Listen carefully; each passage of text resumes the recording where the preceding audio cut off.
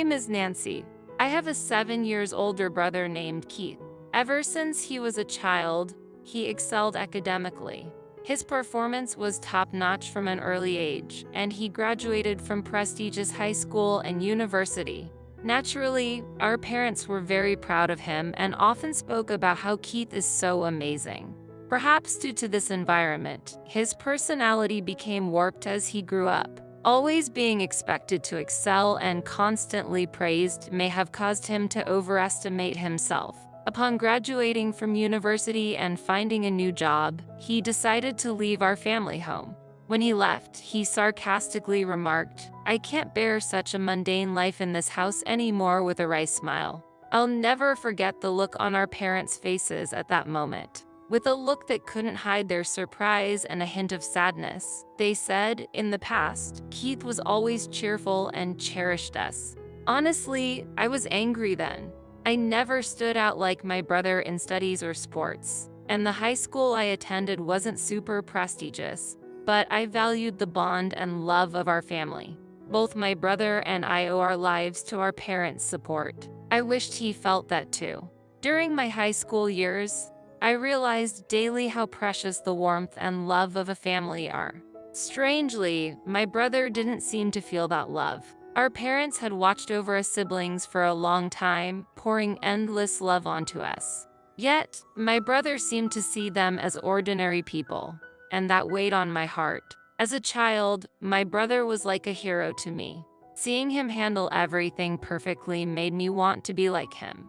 He used to care about me, play with me, and help me study. However, he changed. By the time I was about to graduate high school, he began to say things like, "Do you really need higher education? And you're wasting your time on such things." Whenever our parents confronted him about his attitude, he retorted, "I became this way because of you." I cried then, but my parents hugged me and said, "Nancy, you've grown into a truly kind-hearted person." Encouraged by their kindness, I managed to get into a national university and secured a job at my dream company. Since my mother had given birth to me relatively late in life, by the time I started working, my parents were almost 60. By then, my brother was already married, but oddly enough, neither my parents nor I had met his wife. My parents had brought up the idea of inviting him home several times, but he always hesitated, saying, "It's a bit of a consideration to introduce her to our family," and avoided bringing his wife to our house. About half a year has passed since I started my life as a new member of the workforce. Just when I thought I was gradually getting accustomed to my job, an unexpected event occurred. During work hours, when I usually wouldn't receive personal calls, my cell phone displayed an incoming call from my mother. Normally, my mother knows I'm at work, so she wouldn't call. I stepped outside and discreetly answered the phone. My mother's voice was softer than usual. "Hey, are you okay? Are you busy right now?" "No, I'm okay." "What happened?" "The thing is, your father suddenly fell ill." I felt a weight on my chest at those words. I immediately informed my supervisor about the situation, ran to the station to catch a taxi, and hurried to the hospital my mother had told me about. Along the way, I repeatedly hoped and prayed in my mind, wondering how my father was and hoping that he was all right as I headed to the hospital.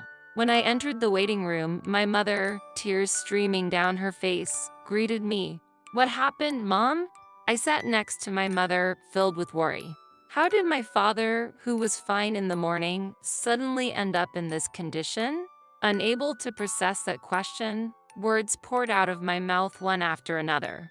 After a pause, she quietly said, "Your father has been diagnosed with cancer." Hearing this, I felt as if time had stopped. Why? My surprise and anxiety from deep within spilled out in my voice. My mother took a deep breath and began to speak with sadness. "It's stage 4.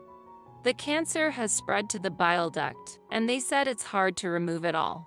After that, my mother couldn't stop her tears, and I choked on my words multiple times as I listened. "So, what treatment will be done next?" I asked my mother, seeking hope. She nodded somberly after a short pause. After a while, the attending physician came and explained the detailed condition and the treatment. My father's illness had progressed more than expected, and metastasis to other parts had been confirmed. Therefore, even if they operated, there was a significant risk, and they couldn't guarantee success. My mother and I held hands, trying to come to terms with this reality. The doctor's words were matter of fact, making us acutely aware of the harsh reality we faced. Specifically, you can either continue with chemotherapy or choose support in a palliative care ward. Both are crucial choices, so we'd like the family to discuss and decide together. The doctor's calm words resonated in my ears. As I slowly sat down on the sofa in the corner of the waiting room, a silence spread between us. Only the ticking of the clock's second hand seemed to carve through the heavy atmosphere. Seeing tears quietly stream down my mother's face, I pondered how to approach the situation. It was a challenging time to communicate, but necessary procedures had to be followed to move forward. We should include Keith in this conversation. Let's contact him immediately and discuss making a decision together. I suggested it and picked up my smartphone. With a wry smile, my mother confided, "Actually, I've already informed Keith, but he hasn't responded." At that moment, recalling past events and my brother's nature, I had a certain premonition. When he sought help, he'd get extremely upset if he didn't respond quickly. Yet, he tended to run away from situations requiring tough decisions. However, believing that the opinions of the entire family were essential this time, I kept calling him. After more than 10 attempts, I finally heard my brother's slightly irritated voice. "What do you want? Calling me over and over? Brother, do you fully understand Dad's condition? Mom should have informed you in detail. Why haven't you come to the hospital?" My voice was imbued with both urgency and anxiety. After a brief pause, he sighed in seeming annoyance. "Of course I know. But unlike you, I'm swamped with work. Dad's still alive, isn't he? I don't think there's any need to be overly concerned." His words lacked any shred of understanding or empathy, deeply shaking me. "This isn't a joke. We don't know what could happen to Dad at any moment. Have you forgotten how much he's worked for our family? We are here today because of his support." I felt tears threatening to spill. However, without showing any emotion, my brother curtly said, "Now's not the time to be fussing over this. There's no point in discussing further." I'm hanging up and promptly ended the call. Stunned by the exchange, I was at a loss. I couldn't hide my astonishment at my brother's indifference. I knew he lacked a sense of family bond and gratitude, but I never thought he'd grown into such a detached person. When I returned to my mother, a look of concern was evident on her face. "What happened?" she inquired. I replied, "It seems he is quite busy now," avoiding the details. My mother sighed deeply, murmuring, "It would have been comforting if Keith was here." My father chose to spend his final moments in a palliative care ward, and a few months after that decision, he quietly passed away. I informed my brother of this somber news over the phone and conveyed the details of the wake and funeral. However, his response was cold, stating, "I'm busy with work, so I can't attend. Please proceed without me." True to his word, he didn't appear at our father's wake or funeral. It seemed even my mother was shocked by this fact. She probably never imagined her son wouldn't show up for his father's funeral. Both family and acquaintances expressed their surprise and disappointment at his absence. After the funeral, when a moment of quiet settled amongst the family, my mother exhaled deeply, muttering to herself, "He really didn't come." I took her hand and said firmly, "Mom, let's not worry about him anymore. We have to let him walk his path. For now, let's cherish our memories of Dad." My mother tightly squeezed my hand in response. My mother smiled and replied, "Thank you." Unbelievably, the next day, my older brother suddenly appeared at the apartment where we live. When I opened the door, his expression was different from usual, filled with an urgent restlessness. Stepping inside, he demanded without any greeting, "Where is the inheritance father left behind?" Shocked by his demand, I emotionally retorted, "Seriously? Someone who didn't even show up at the funeral, and now you're saying this?" At my words, my brother, visibly irritated, snapped, "Kids should stay quiet." The atmosphere became instantly tense, but my mother stepped forward, trying to calm the situation. "Apart from this apartment, your father didn't leave much behind," she explained. "There's no way that's true," my brother retorted, barely concealing his anger. Remaining calm, my mother placed my father's passbook on the table for my brother to see. Flipping through it, it became clear that all the savings our father had were transferred to a different account. "What is this all about?" my brother exclaimed in surprise. Mother replied gently, "Your father had instructed you to move all the money to my account earlier. Also, this apartment's name has been changed, and now it's in my name."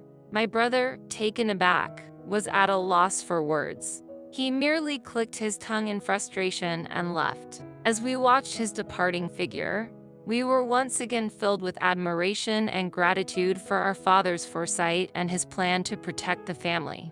A few months later, my mother suddenly fell ill and was immediately taken to the hospital. It was completely unexpected, and the family was filled with shock and concern. The diagnosis revealed that she had pneumonia, and it was in a more advanced stage than we thought. I remembered her coughing slightly recently. When she had seen a doctor at a small clinic before, she had been diagnosed with a minor cold. We felt relieved at that diagnosis and didn't worry further. However, detailed examinations at a major hospital revealed her condition was much more severe than we thought, and she had only about 3 months to live. Hearing this, I was at a loss for words. I couldn't believe it, especially when she seemed so healthy. As expected, or perhaps tragically, just a few days after the 3-month mark, my mother quietly passed away. The space without her was filled with an indescribable stillness and sorrow. Why didn't I notice sooner? Why didn't I take her to a bigger hospital immediately? Filled with guilt and grief, I shed tears countless times. Even after hearing about my mother's passing, there was no sign of my brother coming to our house. My aunt, my mother's sister, and I handled the arrangements for the wake and the funeral. Understandably, it was a significant shock for my aunt that my brother didn't appear at our mother's last rites, just as he hadn't for our father's. Although my aunt was extremely outraged, I felt that expecting anything or saying anything to my brother was meaningless after recalling his past actions. However, a few days after the funeral, as my aunt and I were sorting out the heirlooms, my brother appeared again, accompanied by his wife, whom we were meeting for the first time. "Where's Mom's inheritance? She must have left something, right?" From the get-go, that's what my brother brought up. I was both shocked and dumbfounded. My aunt, equally stunned, stared at him in disbelief. And the most astonishing thing was that beside my brother stood his wife, my new sister-in-law, who neither met our eyes nor greeted us. She just stood silently next to my brother. Even more shocking was that my brother did not even visit our mother's grave. "Brother, please, at least pay your respects to our parents. At the very least, visit Mom's grave," I said calmly. With a sneering laugh, my brother responded, "Does that even mean anything?" He then quickly followed with, "By the way, how much of Mom's inheritance is left?" At that moment, my aunt's expression changed drastically. In a voice filled with anger, contrasting with her usual warmth, she sternly admonished, "Keith, how can you think of such things at a time like this? Nancy is managing the funeral on behalf of both of you, putting in all her effort. Shouldn't you act with a bit of gratitude, thinking of your parents?" However, my brother completely ignored our aunt's anger, responding dismissively, "Auntie, it's none of your business. Don't interfere." Suddenly, with the demands made by my brother and sister-in-law, the atmosphere in the room became cold and tense. From behind my brother, my smiling sister-in-law said, "Of course. I remember your name, Nancy. Do you plan to keep all of your mother's inheritance for yourself?" "Sorry, but we can't allow that. This apartment is so lovely, I think it's perfect for us." I never imagined that my brother and his wife would say such things. "Why should I have to leave for the sake of both of you?" I asked, my voice quivering.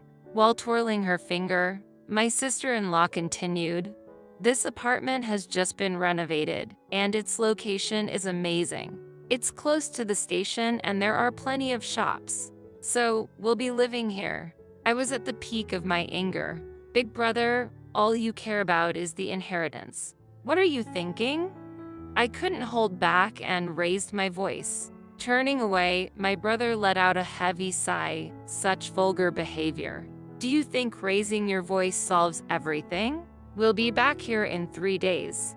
Have everything ready to move out by then." With those words, their intentions became crystal clear. A mix of my anger and sadness bubbled up, and I couldn't stop my tears from flowing. But this wasn't just a one-time event. I had to think about what to do next. Determined, I wiped my tears.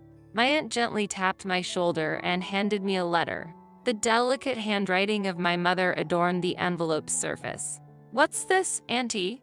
I asked, carefully opening the envelope. "Your mother entrusted this to me for a just-in-case scenario. She told me to give it to you at the right moment," my aunt said, tears forming in her eyes. I unfolded the paper inside. My mother's beautiful handwriting filled the page. "To my precious Nancy, if you are reading this letter, it means I'm no longer in this world. I'm truly sorry for our sudden parting." I felt warmth in the back of my eyes, tears beginning to flow.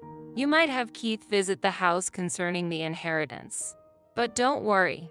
Everything that your father handed down to me is now yours." I was at a loss for words. I had no idea my mother had thought this far ahead and prepared everything in advance.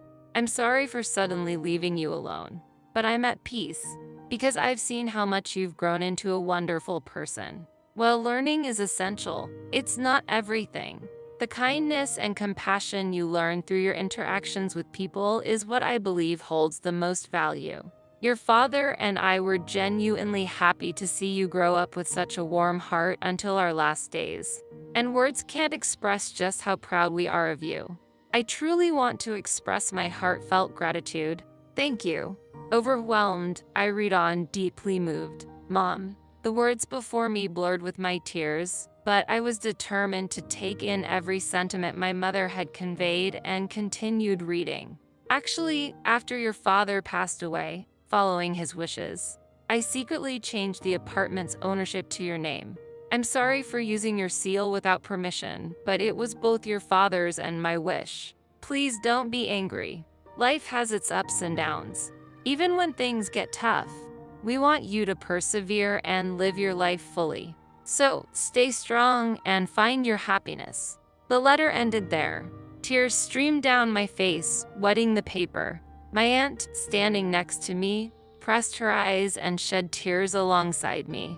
"My sister truly cared about you. In her heart, you were a treasure," my aunt said gently, holding my hand.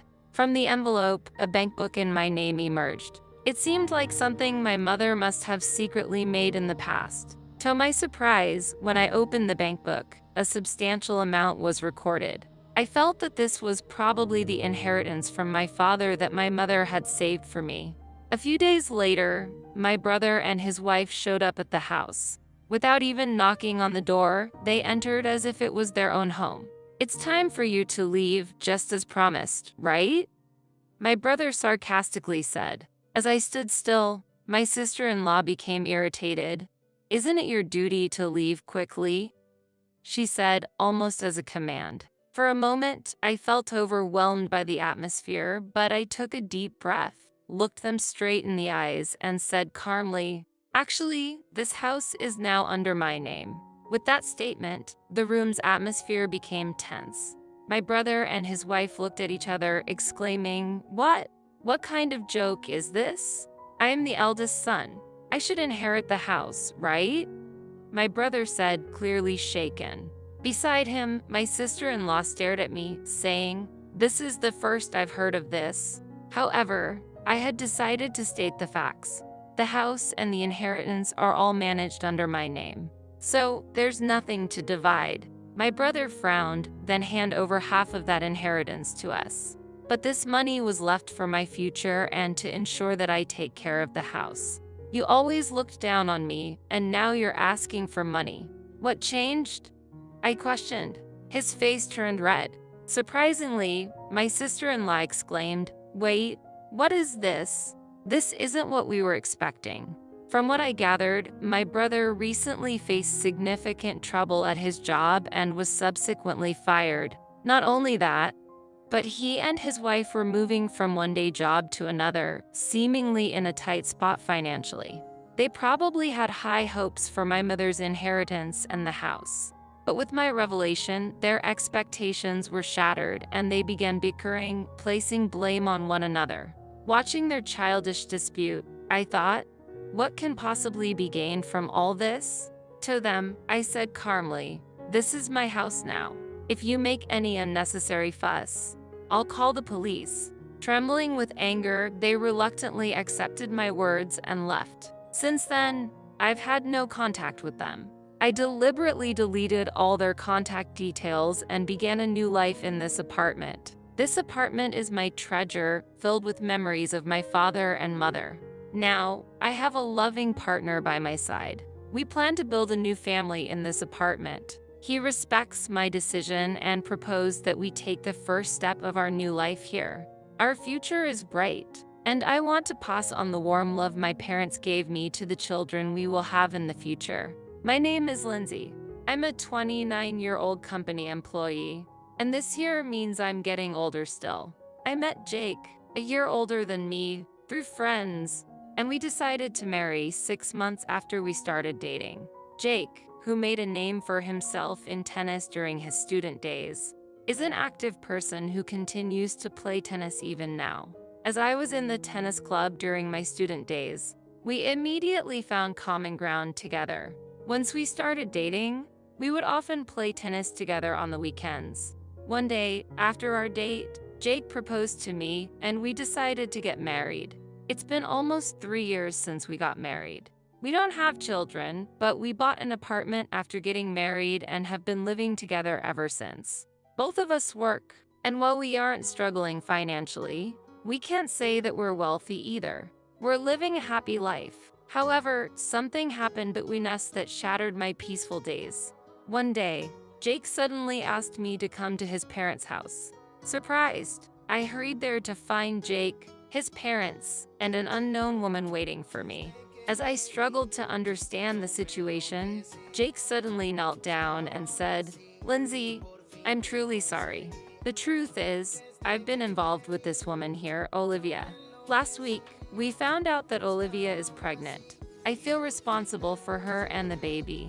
So I think it's better that we separate. I'm sorry, but I want a divorce." Jake shocked me with this revelation. Exposed to his infidelity, the pregnancy, and faced with his demands for divorce, I was stunned. That was when my mother-in-law spoke to me. "Lindsay, please forgive Jake. Yes, he cheated, but the problem lies with you too. You and Jake weren't really a good match from the beginning. So, I'm sorry, but please forget about him." And my father-in-law added, "Olivia's father is an executive at a major company. A man in a totally different position from someone like your poor father. I think you know who's more suitable for our son." I couldn't believe it. Jake's father belittled not only me, but also my father too. Normally, parents would put the blame on their son for cheating, but Jake's parents didn't seem to think that way. Instead, they seemed to think it was natural for us to divorce, and that their son had done nothing wrong. I took the divorce papers and said, "I understand what you all want to say. Being with people who have such warped thoughts might affect me too. I'm shocked at how you make it seem like I'm the villain despite Jake's infidelity. Don't worry, I'll file these divorce papers myself. I'll leave the rest to a lawyer." And with that, I quickly left the scene. As I left, my father-in-law mockingly said, "A poor person hiring a lawyer? What a waste of time and money, when she doesn't even have any. She shouldn't bite off more than she can chew." Ha ha ha. Ignoring him, I left his parents' house and immediately went to City Hall to file the divorce papers. At least I was able to end my marriage with Jake. The next day, surprisingly, Jake and Olivia came to my apartment. Seeing me, Jake said, "Oh, you're still here? You haven't even packed your things. You're taking your time, aren't you? Hearing this, Olivia also looked at me curiously. I was furious at Jake's words. What are you talking about? You're the one who should be taking it slow. This is my house, so you should be the one to leave. The movers are coming soon to take all your belongings to your parents' house. If there's anything you don't want them to touch, you should take it now, I retorted. Hearing this, Jake suddenly panicked. What? This is my house. The ownership should be in my name, he exclaimed. I was dumbfounded. After all, this apartment was bought in my name. I had already told Jake about this and about my family's background before we got married. But it seems that Jake is the type to conveniently forget things that don't suit him. Perhaps this carefree nature is why he was easily swayed by Olivia. I showed the deed to the apartment and my name was clearly written on it. Jake's face quickly changed upon seeing it. Meanwhile, Olivia's face began to cloud over with anger. Jake, what is this all about? This is completely different from what you told me before. Were you deceiving me? Olivia began to confront him. This is strange. What's happening? Jake responded in confusion. That's not an answer. Explain yourself. Olivia pressed on. First, this is my house, so please take your argument outside. And just so you know, Jake has various debts. So if you're planning to marry him, be prepared for that burden. I calmly stated the facts to Olivia. Hearing this, Olivia seemed about to say something, but I didn't care and kicked both of them out of the room, slamming the door behind them. After a while, I could hear them arguing outside the door, but it eventually quieted down. About an hour later, the movers finally arrived and took all of Jake's belongings to his parents' house. The room was now clean, and I was relaxing in the newly organized space. But it was short-lived. Suddenly, the intercom rang repeatedly. I cautiously opened the door with the chain lock still on, and my mother-in-law was standing there. Hello, is there something you need? Lindsay, why did you keep such an important thing a secret? What are you talking about? I can't believe it, but Jake just told me that this apartment is in your name and that your parents are the owners of that famous restaurant chain. It seemed Jake finally remembered my family's circumstances. What about it? If I had known, I would never have let this divorce happen. A daughter from such a wealthy family. We would love to have you back in our family. Lindsay, please, reconsider and start over with Jake. I was shocked and at a loss for words at her outrageous request. I couldn't possibly agree to what she was asking. You really have a terrible way of thinking about things. Am I not a human being? Are you only interested in money? I'm sorry, but I don't want anything more to do with you. There's nothing more to talk about, so please leave, I said and attempted to close the door. But my mother-in-law, infuriated by my attitude, raised her voice in anger. Don't be so arrogant. I'm giving you my permission to reconcile your differences. Fix things with him right now. I won't leave this spot until you agree to get back together. Open this door immediately. She said this, pounding on the door repeatedly. I decided that I couldn't handle this alone and called the police. They came and took my mother-in-law away. Even as the officers were taking her, she was shouting something loudly, but I no longer cared to listen to her words. There was a reason why my in-laws were unaware of my family's business background. My father, coming from a poor background since childhood, continued to live modestly, even after becoming a company president. He never considered buying branded clothes. He always took great care of his belongings and used them for a long time. Hence, at our wedding, he wore a suit he had bought decades ago. Seeing this, my in-laws assumed that my father was not financially well off and misunderstood his restaurant chain as a small, privately owned business. As a result, they never delved deeper into my father's business. Time went by without them understanding the true circumstances of my family. Days after managing to send my mother-in-law home, Jake tried to persuade me to reconcile our differences. His persistence was incredibly exhausting. It was surprising how insistent he was, despite the fact that he was the one who proposed the divorce. He seems to have a talent for quickly forgetting inconvenient truths. I opened the door, keeping the chain lock on, and Jake, upon seeing me, began to speak with teary eyes. "Lindsay, please, let's give it another try. Everything is my fault. I'm truly sorry. I still love you. Let's be together again." He then explained a sudden turn of events. Olivia had apparently approached Jake aiming to get his house, pretending to be pregnant to sway him. However, once she learned about Jake's considerable debts, she gave up and fled, and now Jake was coming to me to seek reconciliation. Huh? What are you saying? I don't know anything about that. How can you say that? After you cheated and brought up divorce, now that she's left you, you want to get back together? There's no limit to your audacity. I have no intention of getting back together with you. Don't ever come here again. I refused Jake right there and then. Surprisingly, he quietly left. However, this was not to be their last attempt. Days later, Jake's entire family unexpectedly showed up at my workplace. They were shouting, "Bring out Lindsay. Get that woman out here. We know she's here," causing chaos in the office and leading to the security guards being called. I stood there, dumbfounded by the situation. But they wouldn't have things their way any longer. I worked at the headquarters of my father's company, and that day, my father was also in the office. All of my colleagues also supported me. "Hey, what are you doing? This is my company. Don't just barge in and make a scene. I know everything you did to demean my daughter. Don't ever come near her again, and never set foot in this company again." My usually calm father shouted furiously at my ex-in-laws. Everyone, including the employees and Jake's family, must have been surprised at the anger of my father, who usually only shows his gentle and calm side. Sorry, we're really sorry." Jake's family desperately apologized. My father's stern words had immediately quieted them down. As they were being escorted out by security, my father shouted in a strong voice, "Don't you ever come here again, and never do something like this again. I won't allow it. You understand?"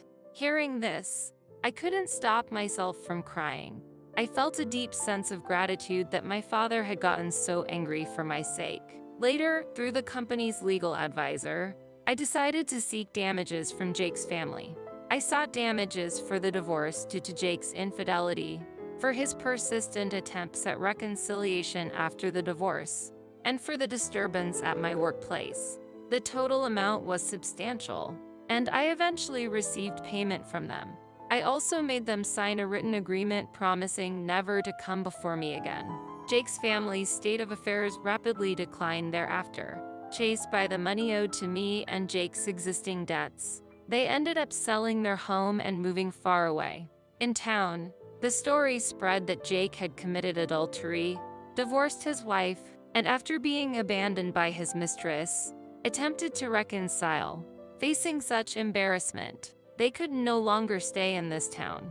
While I felt a bit of sympathy for them, I also knew that everything was a consequence of their actions, so it was clearly deserved. Jake's family never appeared before me again. Finally, I was able to resume my peaceful days. However, my father had harsh words for me as well regarding what had happened. He blamed me for not recognizing before the marriage that Jake was a person who would commit adultery and accrue debts. Certainly, while Jake was at fault, my lack of insight was also partly to blame. Unable to argue with my father, I felt disappointed and disillusioned with marriage. I felt that I needed to give my heart a break. However, about a year later, I decided to marry my colleague, Matt. Matt was sincere and earnest in his work, trusted by everyone. I was initially attracted by his personality, but as we started dating, I was also drawn to his lifestyle. His life was surprisingly simple. He never indulged in branded items, used everyday things for a long time, but generously spent money and spoiled me on dates. His behavior was very similar to my father's. My father, who usually saves money, would splurge on family trips, bringing us joy, I deeply loved and respected my father. Realizing Matt's actions were similar to my father's, I felt that I could be happy with him in the future. Therefore, I decided to marry Matt. I was worried about being scolded by my father for remarrying within a year of my divorce, but his reaction was surprisingly positive, probably because he had heard of Matt's reputation at work and knew of his character. There was nothing bad said about Matt, and from my father's perspective as the company president, Matt seemed to be performing exceptionally well. I feel confident that Matt will take good care of you, Lindsay, my father told me happily. Matt and I were happily married. Not long after our marriage, we discovered that I was with a child. The happiest person to hear this news was undoubtedly my father. I was so glad to see my father happy. Reflecting on my time with Jake, where we didn't have children even after 3 years of marriage, it seemed like a stroke of luck. Matt and I plan to take over the company in the future. We are currently learning the basics of management from my father. Although there are many challenges, we accept that they are our responsibility as successors, and we are working hard together. We believe that we will need even more effort for the sake of our upcoming child, despite all that's happened. I am now very happy. Together with my family, we intend to firmly support this company in the future.